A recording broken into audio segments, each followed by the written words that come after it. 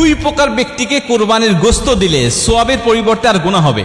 নবীজি সাল্লাল্লাহু আলাইহি ওয়াসাল্লাম কঠোরভাবে নিষেধ করেছেন এই দুই ব্যক্তিকে কুরবানির গোশত দেওয়ার জন্য, অথচ আমরা এদেরকে দিতে খুব বেশি আনন্দ ফিল করি এবং সোয়াব মনে করে তাদেরকে দেই।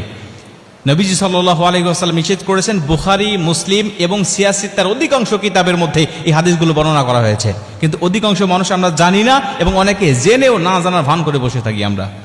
হযরত আলী রাদিয়াল্লাহু তাআলা আনহু বলছেন, নবীজি সাল্লাল্লাহু আলাইহি ওয়াসাল্লাম বলছেন, তোমরা প্রথম নম্বরে কোনো কসাইকে মজুরি হিসাবে গোশত দিবে না।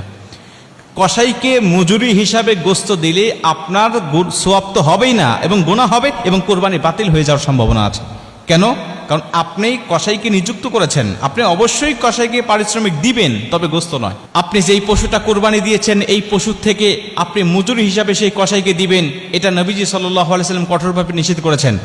আপনি কসাইকে নিযুক্ত করার পূর্বে তার সাথে আপনাকে চুক্তি করতে হবে, আপনি অবশ্যই তাকে পারিশ্রমিক দিবেন, তাকে ঠকাবেন না, কোনোভাবেই নয়। এবং নবীজি তো মজুরিদেরকে বলেছেন যে তার গায়ের ঘাম শুকিয়ে যাওয়ার আগে তার পাওনাটাকে বুঝিয়ে দাও। অতএব সেই নবী কখনোই তাদেরকে ঠকাবেন না।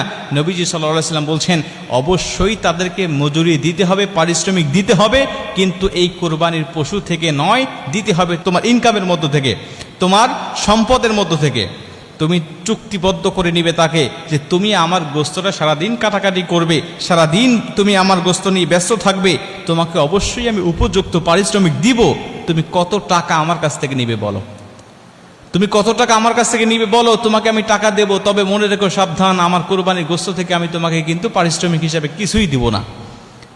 এরপরে আপনি তাকে উপযুক্ত পারিশ্রমিকটা বুঝিয়ে দেওয়ার পরে আপনি অন্য 10 জনকে যে পরিমাণ গোশত দেন বা যে নিয়তে আপনি গোশত দেন, আপনি তাকে ঠিক সেইভাবেই আপনি তাকে কিছু দিয়ে দেন পারিশ্রমিক দেওয়ার পরে। কিন্তু আপনি গোশতকে পারিশ্রমিক হিসাবে দিয়ে দিলেন বা ওই আপনি মূল্য কম দিলেন যে আমি তো তাকে কিছু গোশত দিবই, অতএব মূল্য কম দিচ্ছি, তাহলে আপনার সওয়াব হবে না।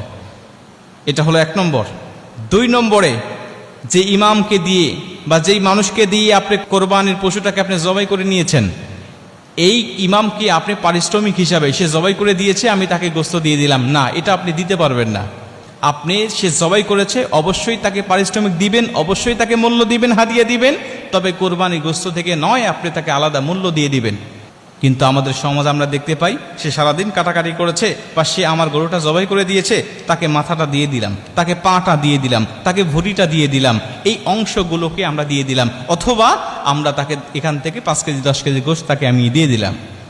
এটা আপনার ইচ্ছা মতো হবে না। আপনি এটা আল্লাহর রাস্তায় কোরবানি দিয়েছেন, এটা আপনার দায়িত্ব নয়, এই গোশত আপনি মালিক নয়, এটা আল্লাহ আপনাকে মেহমানদারি হিসাবে দিয়েছেন। আপনি কেন এটা নিজে পারিশ্রমিক হিসাবে সেখান থেকে অন্য মানুষকে আপনি দিবেন? অবশ্যই আপনাকে মূল্য তাদেরকে দিতে হবে। যদি পারিশ্রমিক হিসাবে 2 জনকে আপনি গোশত দেন, তাহলে আপনার কোরবানি এই গোশত, এখানে সোয়াবের কোনো আশা আপনি করতে পারেন না। এখান থেকে আপনার গুনাহ হওয়ার সম্ভাবনা, গুনাহ হবে এবং কোরবানি বাতিল হয়ে যাওয়ার